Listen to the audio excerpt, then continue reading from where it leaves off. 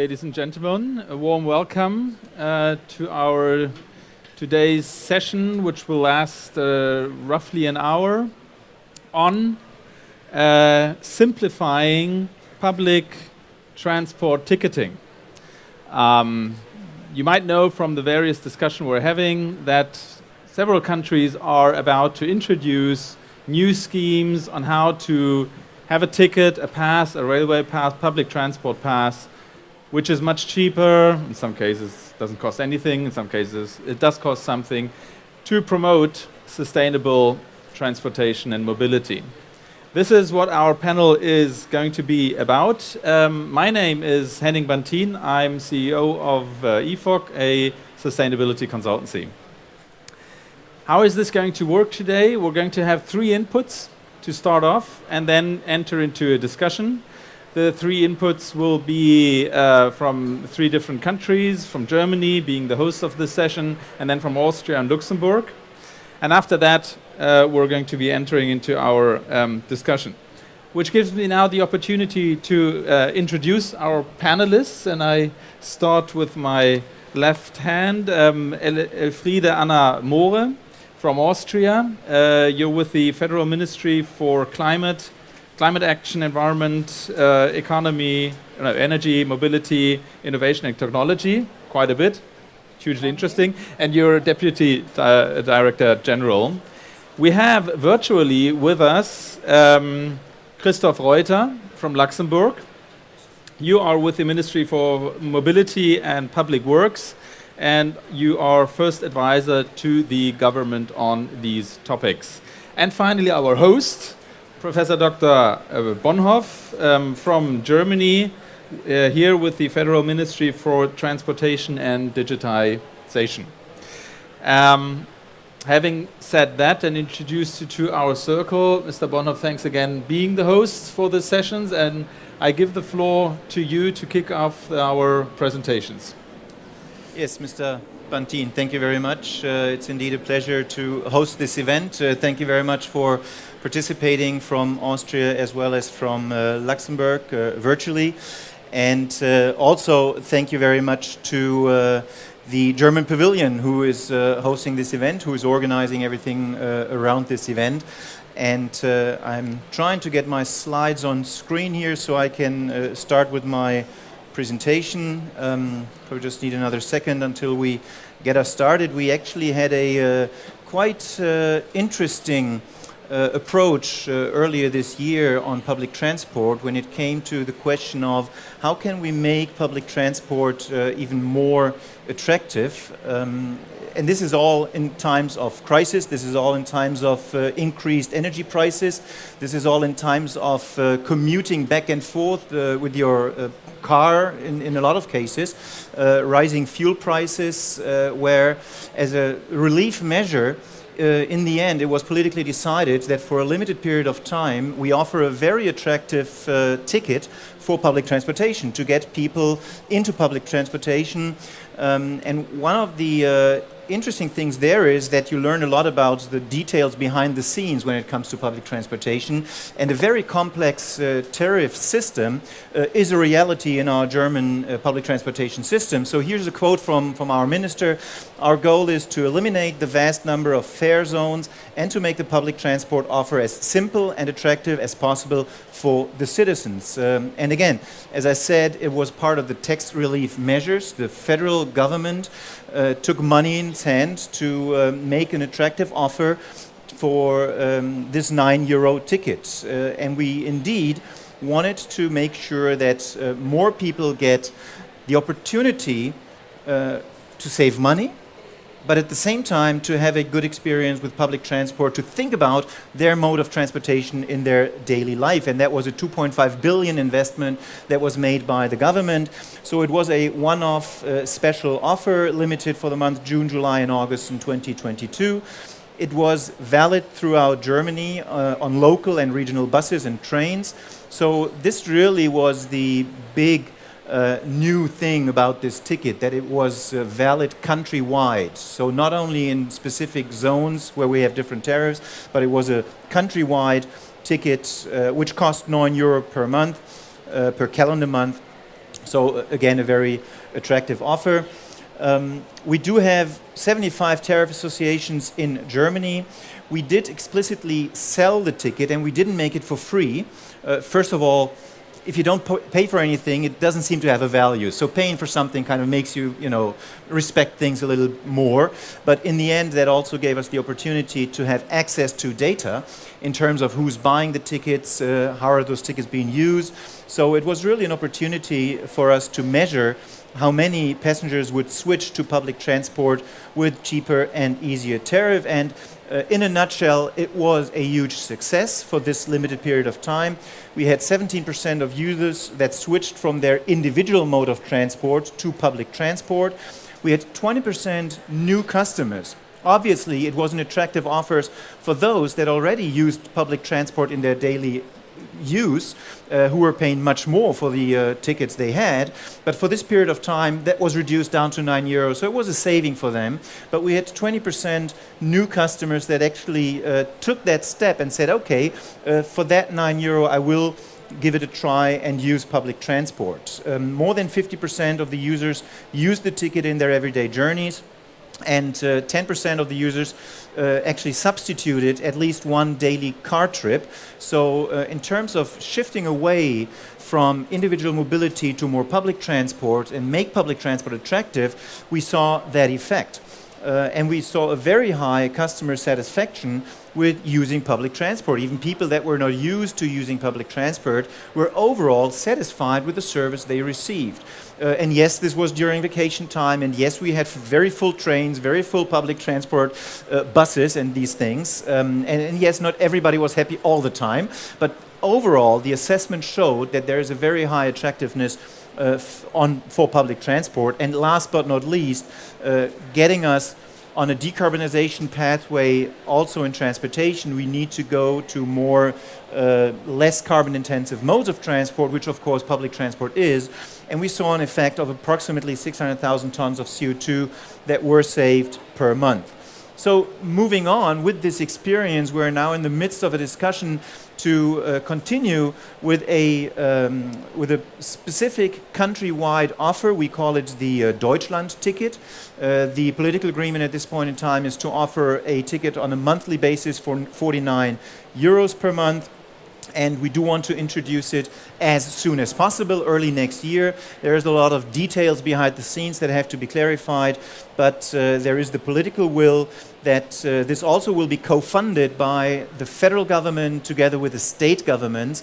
So we have that joint will to move forward, also as part of the pact that we're starting on public transport. So overall, good experience, a one-off opportunity we had, but we want to continue that. And I'm happy to hear from other countries that they have even more experiences, so we're happy to learn from them as well. Thank you very much. Thank you very much, Mr. Bonhoff. And with that, Romore, you're next. We're really curious to hear from your experiences in Austria. So let's see that the slides show up. So thank you very much. Thank you for the invitation. Thanks to our German colleagues for giving us the opportunity to provide some information about our experience with the climate ticket, which we introduced last year in Austria, which is really a huge success. I have it with me. This is how it looks like. Let me see if this works.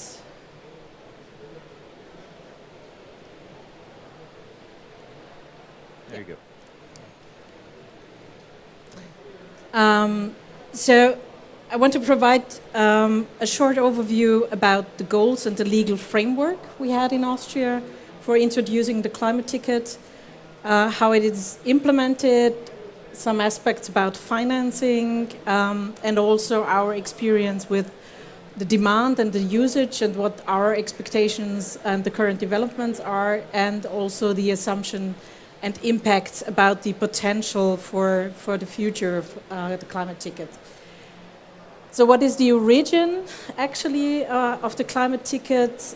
We have in the current government program the agreement by the government to have an annual ticket for public transport that is climate friendly, is an alternative to motorized individual transport, and also affordable and uncomplicated. One has to say that we had this already in several of our previous government programs, but it was never implemented. But this time it was really different. First of all, there was really the political will from all sides to have this introduced. And also what we try to do is to think together the expansion and also the modernization of the transport infrastructure together with the tariff reform. And then with that, make it affordable to everybody to use these climate tickets.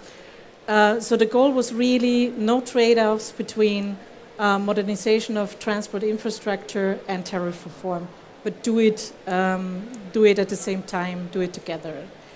So the goal was very clear, as I already said, climate-friendly alternative to motorized individual transport, and also the conversion of mobility habits.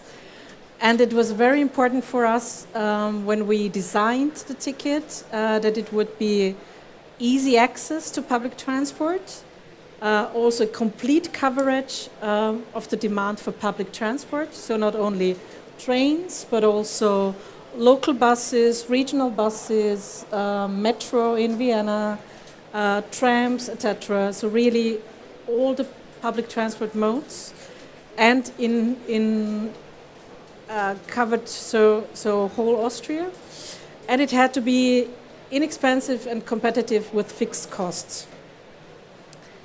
So the legal framework, how was this introduced? Our ministry, the Federal Ministry for Climate Action, is the product owner and also responsible for the product management. We have now a climate ticket law, which clarifies the competences between the federal government and also the dual application through bylaws and contracts. And of course, Austria, even if we are smaller than Germany, we still have 9 provinces and 9 regions. So also to clarify where are the competences here.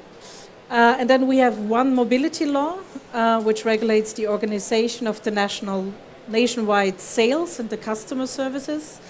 And then we have climate ticket bylaws, which regulate terms, conditions, scope, the reception, and also the compensation by transportation companies. And then, of course, the contracts with the individual transport associations. So the tickets, as shown here, as I have it here with me, we have 3 different stages. You could buy it just for one region in Austria, for, let's say, Vienna or for Tyrol. Then it would be 365 euro per year. So the idea is you spend €1 per day for 1 year, for one region. If you can buy a ticket combined for 2 regions, so then you have the double of the cost. And then the third level is Austrian-wide. So if you buy the ticket for all over Austria, it is 1,095 euros. So basically 3 times 365 euro. So €3 per day for 1 year, and you can use all the public transportation in Austria. What we do from the federal level, we of course compensate with our federal budget. So for the Austrian ticket, the federal budget supports this program with 170 million euros. And then of course plus the revenues from the ticket sale. The climate ticket regional, when you just buy the ticket for 2 regions, it's roughly 197 million, and it is a combination support from all federal states to lower the annual ticket prices and also the expansion of the services. As I already said, how is this being implemented? We have a nationwide cross-company sales and customer service So you have one website and you can buy the ticket for every, so for Austria or also just for your region. We have annual mileage assessment to learn how this is used by the customers. We have a joint marketing campaign and also an umbrella brand. And of course we do prognosis and simulation operations as well together. So what are the expectations and the development? When we started the whole project, our idea was, our hope was that we could sell 110,000 tickets per year. But then we already saw that with the pre-sale, we already reached 130,000 tickets. And now after the first year, having the Klima ticket in place, we already sell 210,000 tickets per year. And it is, what are the purchasing factors here? Of course, it is the price, because of course this is lower the price than you would need to buy individual tickets for different stages of your transport. It's a facilitated access to public transportation, of course. One motivation is important motivation, climate action, so that everybody can contribute to climate action in Austria. And what we also see, and this is very, where we are also very happy, is that the customers are really satisfied with the way how the ticket is being implemented. We have 97% of customers which are very satisfied with the climate ticket and would buy it, of course, again. So the climate ticket, of course, is a top reason in Austria to switch from individual transport to public transport. And nowadays, as you have already mentioned, another important reason is, of course, the price. And with the current crisis, the climate ticket is also a contribution which counteracts the inflation and the increasing prices overall for citizens. So we see that there is a huge potential from the climate tickets. And I think I stop with that.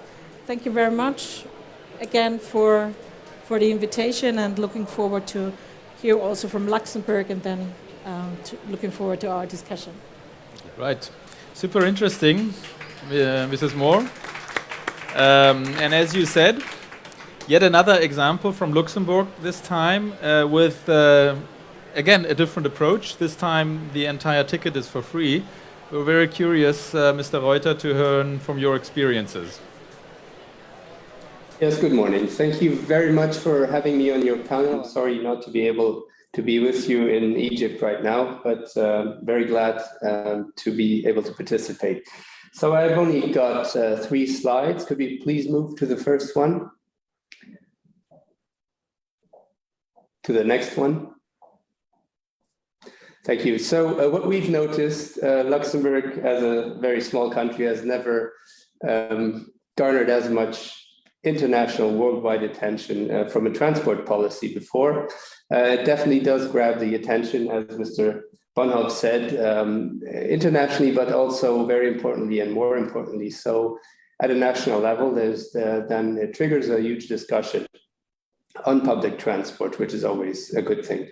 However, our experience and our expectation as technicians, I must say, that's not what grabs the passengers. It grabs the attention. It's kind of the cherry on the cake, as they say, the free ticket, or the simple to remember pricing. But what does grab the passengers is the quality of public transport. It's like a restaurant. If you have a bad restaurant and you make it free, you will not get any of those customers that could have afforded any other better restaurant before, in this case, car drivers. The only passengers you may attract, or the only clients you may attract to your free restaurant, is people that could not afford any restaurant at all. But then it becomes a social measure, not a transport measure, and it would be more cost efficient to just target specific social groups with that.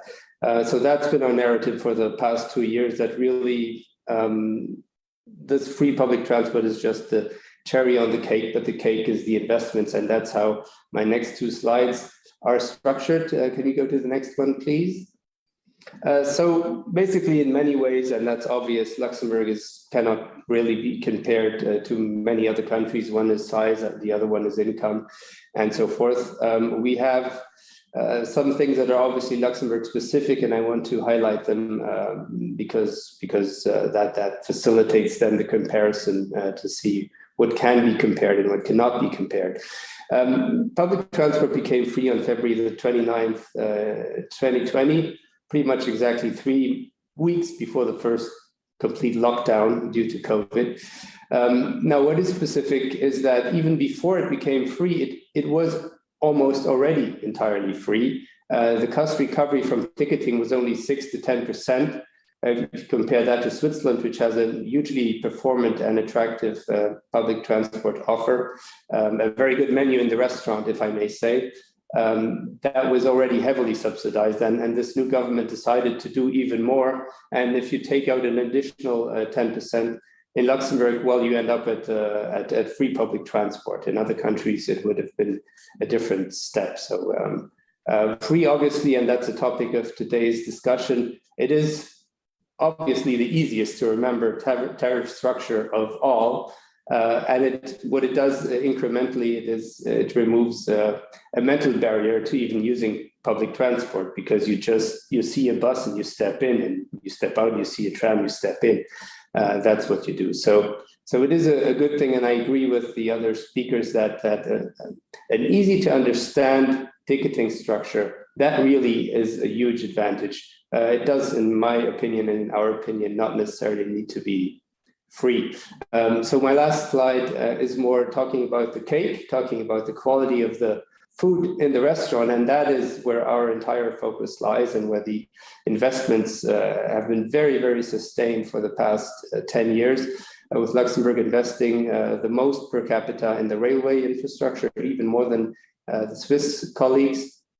We have now the most complete bus network, basically in every single, even the smallest village.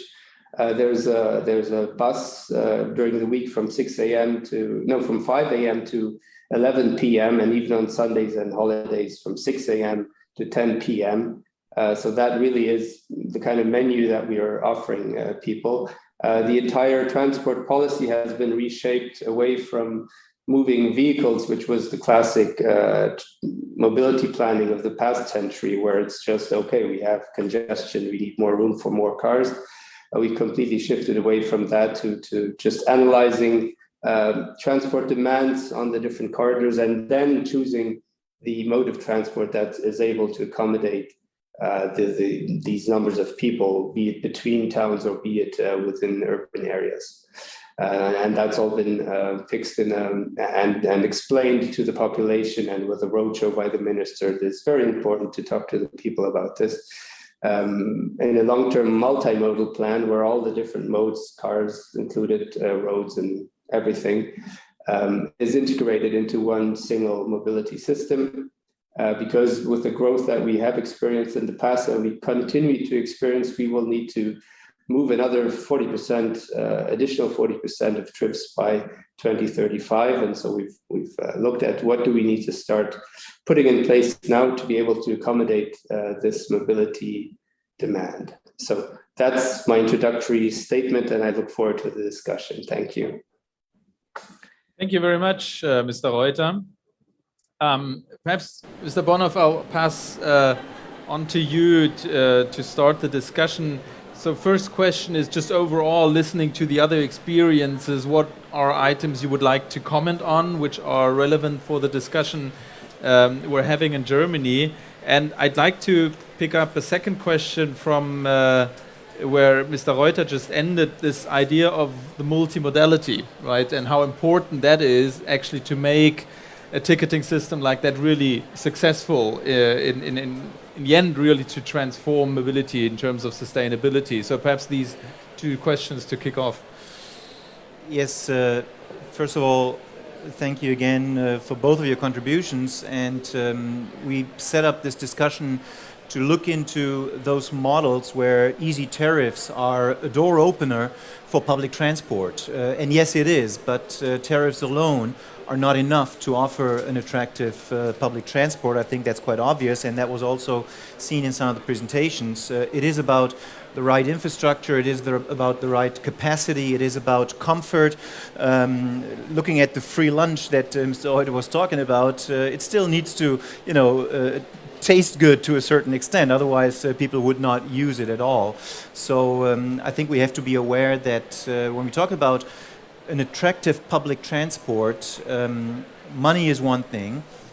Money that the users are paying is one thing. The other part is really what's behind the scenes. What does the public authorities have to make sure that it is in place so people actually use that mode of transportation? And Germany is quite different in terms of its topography, geography and everything compared to Austria, compared to Luxembourg. We're much larger, we are much more heterogeneous, I would say. So we do need to look into also the question on rural versus urban transport, and that is not black and white. There's many shades in between. So intermodality is key because you cannot expect that each and every trip that a individual person would like to make can be done 100% satisfactorily with public transport. So how do I get access to public transport? How do I use public transport? And what do I do when I get off public transport is a question you have to look at. So the intermodal hubs, if you want to, are something we need to look into very specifically as well to really get people, more people, into public transport, not using the full A to B trip in their individual mode of transport. Right. But more, if I may pass that specific point to you, the intermodality, but also the difference between am I in a city or somewhere out in the rural areas. And Austria obviously has also very different places to be in. So what is your experience, how things combine? So how intensively do you use intermodality, but also how much is there a difference in the way people move between being in a metropolitan area or being in a rural area? Very good question. And yes, of course, when we introduced the climate ticket in Austria, we had discussion about this as well. So is this ticket only benefiting the urban areas or the regions, for example, around Vienna, where a lot of commuters are commuting to Vienna to go to the workplaces and then go back home in the evening? Or is this also benefiting rural areas? And of course, we know, so the aim was that, of course, it should also benefit rural areas and also enhance the public transport in these areas. And that's why it is so important for us that we invest also in enhancing the public transport infrastructure in rural areas. I mean, the challenge there always is the last miles. So it's easy, you know, to go to different hubs, but then the last miles are really the challenge there. But we really try to also invest at the same time in infrastructure in rural areas. You know, to really have an incentive and a benefit. Why should I buy a climate ticket if I cannot use it? Right. Huge discussion, but it's really. I mean, the experience is good. It's it's very well used also in rural areas, but still a huge challenge. But also what we saw from the experience that it is. Because you can use it all over Austria, this is an additional incentive.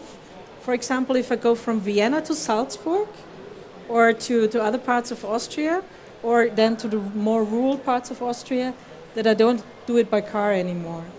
So this is experience from a lot of the users that they say, okay, I don't have to think what kind of bus can I use then in the other region? What kind of public transport? I just hop on and hop off. This was really a good experience. Yeah. Mr. Reuter, is that an experience you can share from a Luxembourg experience that you actually already can detect that people are changing their behavior, that they're actually taking this as an opportunity to really change the way they commute, for example? I must disappoint you there. We have no such signal at all. This can have many reasons. To me, the obvious one is the restaurant analogy. If the menu is the same, and everyone, as you know, Luxembourg is a wealthy country and very, very car loving, and car, of course, is the most expensive way of travel. So basically, we have an entire population that's used to eating in a one-star Michelin restaurant. You may know the price of those, and you don't win them over with a bad restaurant making it a bit cheaper. So it doesn't surprise me. On the other hand, as I said, it was very cheap before already. We had a €50 monthly ticket before and a daily ticket, and all our tickets obviously are always for the entire country. So that was €4 per day. So the fact that you get an easy to understand ticket, an affordable ticket, was nothing new. It was new to the world because it was the first time that a region of this size, and it happens to be a country, made public transport free. What we did notice, however, extremely clearly, is that every time you improve the menu, you get a huge increase in ridership. And as I said, this was introduced weeks before the first lockdown, but at the end of the year 2020, when the situation, of course, was still far from normal, there were some major extensions, for example, of tram lines and new train stations. And every time we saw a huge increase in passenger numbers, and that has continued till now. So making it free, our message and our experience is that should not per se be the objective. Make your restaurant better, and then make the ticketing easy. That is, I've lived in Switzerland, and public transport is not cheap to use. Still, people use it very much because they do have very simple, easy to understand yearly tickets. And I agree with Ms. Moore. I mean, if you have such a, if you buy a ticket for an entire year once, it's like buying your car insurance once, and then you can step into your car at any time. And with this ticket, you can step into the bus at any time. Therefore, I do understand that Ms. Moore said that it becomes convenient for people. It becomes as convenient to take a bus than it is to take your car, and that's got to be the objective. The level of the price ticket shouldn't be the objective per se. There, of course, as I said, there need to be social measures for students and for people on low incomes. But the general ticket, I don't see a reason. And the Swiss experience shows that the price of the ticket itself is not the determining factor, I believe. Yeah. I think that's really very important finding, an argument or a statement that price is just one part of it. It's really as you say, the quality of the menu, the restaurant. And coming back to Germany, Mr. Bonhoff, I mean, this means to, as we have discussed, really invest early in time and continuously on the improvement of the overall system. So that does mean to invest quite a bit of money. I thought it was very interesting for Mo to to hear that you have actually implemented laws on that to make sort of the overall setting very clear, who's doing what here. I think we're in the midst of that in Germany, right? So if you could comment on that development, because it's really about how do we make sure we can actually finance that transition over years, right? Yes, you're right. We are indeed in the midst of those discussions, how to finance a system that at this point in time needs investment, regardless of even including, new tariffs, cheaper tariffs. So maintaining public transport at the level at where it is, including the shift towards more decarbonized propulsion systems, looking at battery electric buses, looking at hydrogen buses, looking at the respective infrastructures we need for that. So this is going on in parallel. So we need the right model to invest into that shift. and at the same time find an agreement between federal, state, and community level authorities to finance the overall system. Digitalization is one of the key points for us in that regard. Why are we striving to have a countrywide simple ticket? Because we want to make it easy for everybody to buy a ticket even if he is in a foreign town. How difficult is it sometimes today if you go to a foreign town that you just don't know how to operate the system to get the right ticket for you want to go from A to B, you are a tourist, you're there for business reasons. So digitalization there with an easy access point, a central access point, would help obviously.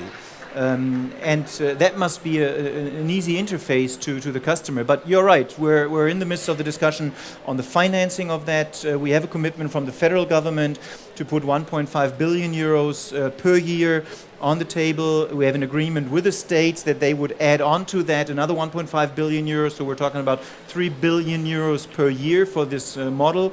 And we're in the discussion on whether or not introducing the ticket that will be sufficient or not, or how do we kind of get the right legal framework to make that happen, looking at the fact that we as federal government are not even responsible for the public transportation services in Germany.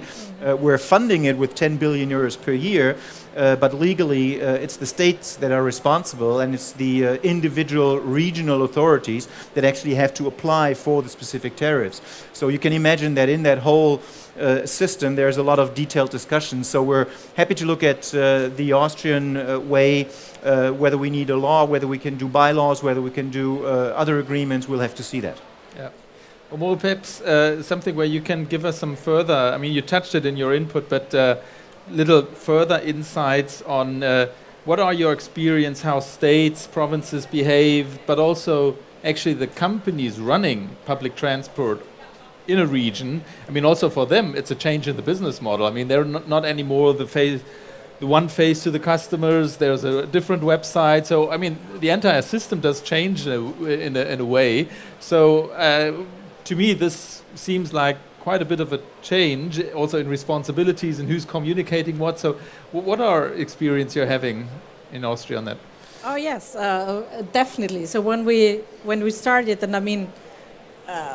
That was one of the reasons why several governments before were not successful in implementing such an Austrian ticket or a climate ticket, because when we started the dialogue and started then conversation with the provinces, with the associations, the first answer always was, oh no, this is too complicated.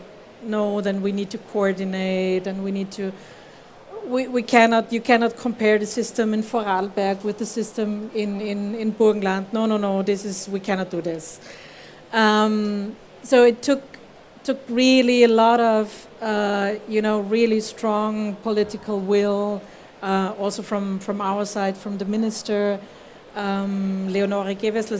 She was really, this was one of her main projects for the government, and she had hundreds of meetings with the provinces and really trying to convince them. So one strong argument was in all that conversation that we need to do it together. So if we do it together, then it's not a competition anymore. And then it's also the same level playing field. And then also that we invest in infrastructure and in infrastructure in certain rural areas in Austria, and this was a convincing argument that we do this in parallel. So this helped a lot with the discussion. And I think now, all of them are convinced now.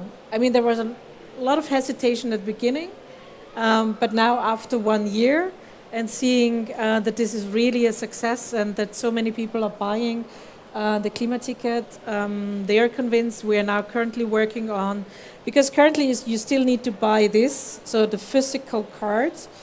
But we're trying to do now is to introduce a digital version of it, so that you don't even have to have this with you all the time.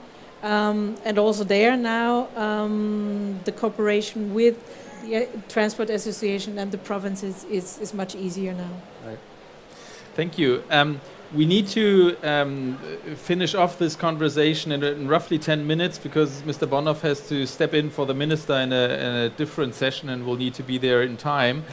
And also, with regard to the audience, if you want, please join in the debate. There is a colleague with a microphone so that you actually can be heard if you have any questions or comments. And yeah, right there behind you, suppose. Okay. Can you hear me? Yes, okay. Very well. I'm Daniel Bongard from GIZ, the German International Corporation, and thank you for presenting this.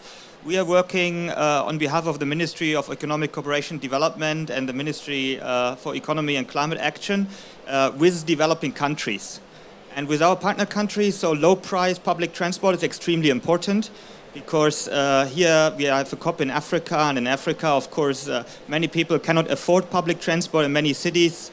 So the walking mode share is above 50%. People walk for 1.5 or 2 hours to reach their jobs. And so in that respect, it's always a discussion. So we get approached, of course, how do you do this in Germany? How do you do this in Europe and other countries? Of course, people in the ministries have heard about these experiments. I think it has been in the media everywhere. And in that regard, I would like to understand so because this will be a challenge for our partner countries, where does the funding for the subsidies for the cheaper public transport tickets come from? Because this will be immediately the second question. If we have subsidies channeled in the system, then we need to have some revenue sources. So are there any experiences also with getting this maybe out of the transport sector, with charging other modes that we would like to reduce in terms of reducing greenhouse gas emissions? Are there any mechanisms that would help to have this transformation going? Interesting question. Thank you very much, Mr. Bonhoff. And a very difficult question as well. Obviously, the countries represented here on the panel have very different economic situations from the countries that you're referring to. In the end, in our case, it's a negotiation within the government. It's a negotiation with the Ministry of Finance. Where would that extra money come from? As I've said earlier, we're spending per year as federal government 10 billion euros into our public transportation system because we have a specific law that makes sure that that is the case, and that is basically all the money that would be needed for the regional transport modes, short distance trains. The ongoing discussions that we're having, putting more money into the system, is not as much a discussion on what other mode of transport can provide that money. It's more a question on how overall, as the German government, can we finance these decarbonization instruments that we need also in transportation. So there's no direct income lane coming in from something else, I'm afraid. Yeah, I'm afraid that's your experience as well in Austria and Luxembourg. Well, same here in Austria. So, so the difference to cover the difference of the old normal price and the lower cheaper price for the overall ticket comes from the public budget. So it is the federal budget combined with support from the budgets from the 9 provinces, and yeah, that's the model in Austria. Mm. Mr. Reuter, yeah, please. Oh, sorry, I thought in Luxembourg it also comes from taxes from the general budget. One has to keep in mind that the most subsidized mode of transport is car traffic. The car producers don't pay for the roads either, so it's not abnormal for a government to subsidize transportation. As far as developing countries are concerned, we had a recent panel 3 days ago, also at COP, virtually as well, on green finance for active mobility, because we're now talking about public transport, but in our countries, but also in developing countries, we must not forget active mobility, walking and cycling. You just mentioned that in some cities people walk for an hour and a half. Well, that's tough, but let's at least make that safe and maybe add some other option with cycling, because that does have the highest return on investment, and that is the cheapest investment to move the most people in any country, in particular in developing countries as well. Yeah, thank you. Perhaps as a last guiding question for our panel, and I'll just ask it to each of you, and perhaps for more, we'll start with you. I mean, the overall goal here is to really have people change their behavior, change how they move from A to B. So, listening to our discussion, I think it has become clear that the attractiveness of the system, the menu, the restaurant is key. So then communication obviously is very important. So how do we sort of advertise, do marketing, do communication around a ticket or a sustainable mobility to really make in parallel, right? You introduce a new ticketing scheme, but in parallel you have a very active communication on it to make people aware of the opportunities, talk about nice experience, whatever, right? So what is Austria doing along these lines to support that change in behavior? So in general, as I said already in my presentation, for the ticket, we had a huge campaign in Austria with films, with brochures, with social media channels, stuff like that. Really trying also to use youth. Yep. So youth groups, because they're very active when it comes to public transport, and not using my car or not even using any car. So this is what we are trying to do. Okay. And I think it was in your presentation you were also talking about this an app looking at the mileage you actually this I guess is also an interesting instrument because it gives you personal feedback on your behavior, right?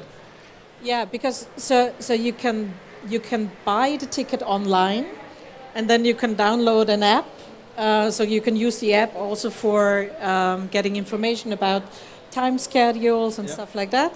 But in addition, then also you see how many kilometers you traveled by train, how many CO2 was saved by that. So what is the impact to your carbon footprint? And so we are really trying to use more modern forms of communication. Yeah, I think that's a smart way of doing it. Mr. Reuter, what's the experience on communications and motivation in Luxembourg? I mean, you described us the challenge you're having. It's not a challenge to make something, to communicate that some things become free.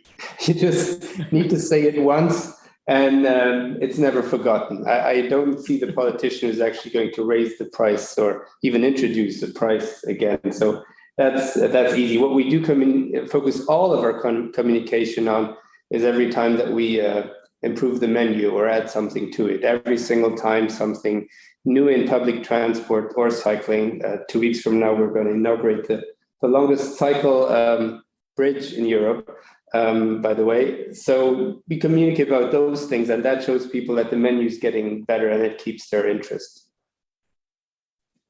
Thank you. Mr. Bonhoff, a question to you, and also looking at the time, sort of your final remarks perhaps for this panel. Well, looking at communication, I think the €9 experience in our case shows that people are willing to use public transport. They really, there is a growing awareness within the society to kind of use these less carbon intensive modes of transport, and in urban areas, it is sometimes much easier to use public transport than to use a car, find a parking spot, and all these things. Obviously, you still can walk and cycle, and all that needs to be motivated as well. Now, I really like to thank the panelists for the discussions and for their insights into their models. I'm sure we won't have a discussion in the upcoming future anytime soon for a free ticket in Germany, because once it's free, I fully agree, it will have to stay free forever. We're happy to learn from what Austria has done also on the legal side to make this happen. And again, people are willing to use public transport. Let's take that as a way forward. Thank you very much. Thanks to you all for listening. Thanks to the panel for joining in from Luxembourg to Austria. Mr. Bonhoff, thanks again for being the host. You're welcome. Thank Enjoy you. the rest of the day.